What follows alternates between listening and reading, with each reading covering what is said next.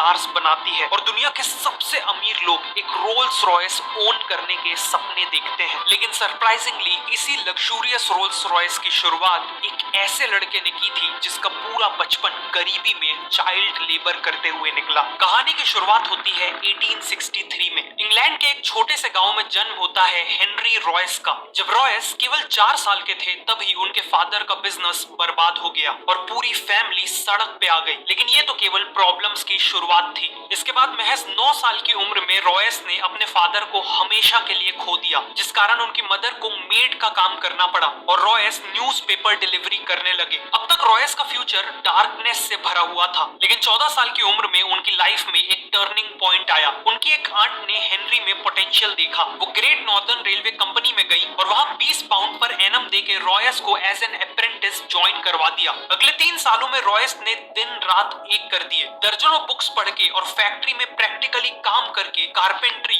Maths और सबसे important electronics का काम सीखा। 17 साल की एज तक वो एक फुली केपेबल मैकेनिक बन चुके थे। 21 साल की एज आते तक वो मैक्सिम वेस्टर्न नाम की कंपनी में एज एन इंजीनियर काम कर रहे थे। लेकिन फाइनेंशियल डिफिकल्टीज के चलते ये कंपनी बंद होने वाली थी। ऐसे में रॉयस के पास कई और कंपनीज में जॉब लेने का ऑप्शन था, लेकिन उन्होंने अपनी खुद की इलेक्ट्रिकल इंजीनियरिंग कंपनी खोलने का फैसला लिया। उन्होंने अपनी 20 पाउंड की सेविंग्स यूज की और मैनचेस्टर में एक छोटे से ऑफिस स्पेस से शुरुआत की एफएच रॉयस एंड कंपनी की। उन्होंने अपने एक दोस्त अर्नेस्ट क्लेरेमोंट को एज अ पार्टनर भी ज्वाइन करा लिया। इनिशियली सर्वाइव करने के लिए रॉयस को जो भी काम मिला उन्होंने किया, जैसे सुइंग मशीन रिपेयर करना, इलेक्ट्रिकल फिटिंग्स करना वगैरह। लेकिन फिर रॉयस ने देखा कि टाइम के साथ साथ इलेक्ट्रिकल लाइटिंग्स और फिटिंग्स की डिमांड बहुत बढ़ती जा रही है। इसीलिए उन्होंने आर्क लैंप्स, बल्ब होल्डर्स और इलेक्ट्रॉनिक डोरबेल की मैन्युफैक्चरिंग का काम चालू कर दिया और इसी काम ने कंपनी की किस्मत बदल दी। ईयर 1900 तक कंपनी की सेल्स 20,000 पाउंड्स क्रॉस कर गई थी। 38 की एज में रॉयस की एक फैमिली थी और वो एक बहुत बड़ी फैक्ट्री बिल्ड करने का प्लान कर रहे थे। सब कुछ अच्छा चल रहा था कि तभी कहानी में एक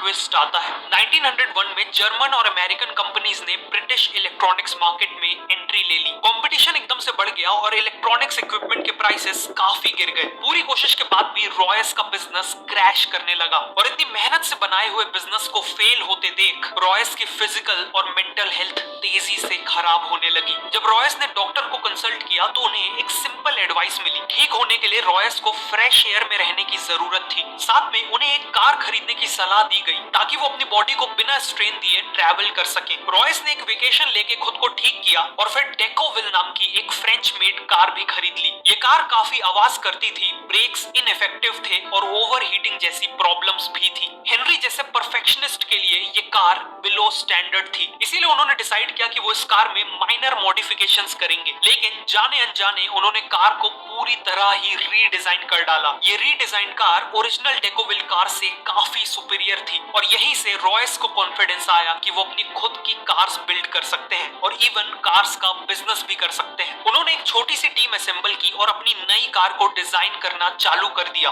सभी पार्ट्स की ड्राइंग्स बन जाने पर उन्हें वर्कशॉप में कास्टिंग के लिए भेज दिया गया। इवेंचुअली रॉयस की 10 हॉर्स पावर और 2 सिलेंडर्स वाली एक कार शेप लेने लगी और ऑलमोस्ट हर एस्पेक्ट जैसे क्वाइटनेस, लाइटनेस, ड्यूरेबिलिटी और रिलायबिलिटी में ये कार हर मौजूदा कार से बेटर थी। 1 अप्रैल 1904 को इसे सबसे पहले रोड टेस्ट किया गया और अपने पहले ही टेस्ट में इसने करीब 50 किलोमीटर का डिस्टेंस तय किया बिना किसी प्रॉब्लम के। रॉयस ने 2 और कार्स बनवाई सेम मॉडल की और इन्हें टेस्ट कर करके इंप्रूव करने लगे। अब उन्होंने वर्ल्ड क्लास कार्स तो बना ली थी, लेकिन वो अकेले ही इन कार्स को पूरी दुनिया तक पहुंचाने के केपेबल नहीं थे और ऐसे में एंट्री होती है कहानी के दूसरे हीरो की, चार्ल्स रोल्स। रॉयस एक एग्जीबिशन में अपनी कार्स को प्रेजेंट कर रहे थे और इसी दौरान इन कार्स पे चार्ल्स रोल्स की नजर पड़ी। चार्ल्स रोल्स एक पैशनेट मोटरिस्ट थे और सुपीरियर क्वालिटी की कार्स का सक्सेसफुल बिजनेस करते थे। रोल्स ऑलरेडी एक लग्जरी ब्रिटिश कार मेकर को ढूंढ रहे थे, इसीलिए उन्होंने रॉयस से मुलाकात की और कार्स को क्लोजली देखा। वो रॉयस से इतना इंप्रेस हुए कि बाद में उन्होंने अपने एक बिजनेस पार्टनर से कहा कि उन्होंने वर्ल्ड के ग्रेटेस्ट इंजीनियर को ढूंढ लिया है। अगले 3 महीनों में इन कार्स को बेचने के लिए चार्ल्स रोल्स और हेनरी रॉयस एक जॉइंट वेंचर स्टार्ट करने का अग्रीमेंट करते हैं और इस जॉइंट वेंचर से बिकने वाली कार्स का नाम होने वाला था रोल्स रॉयस।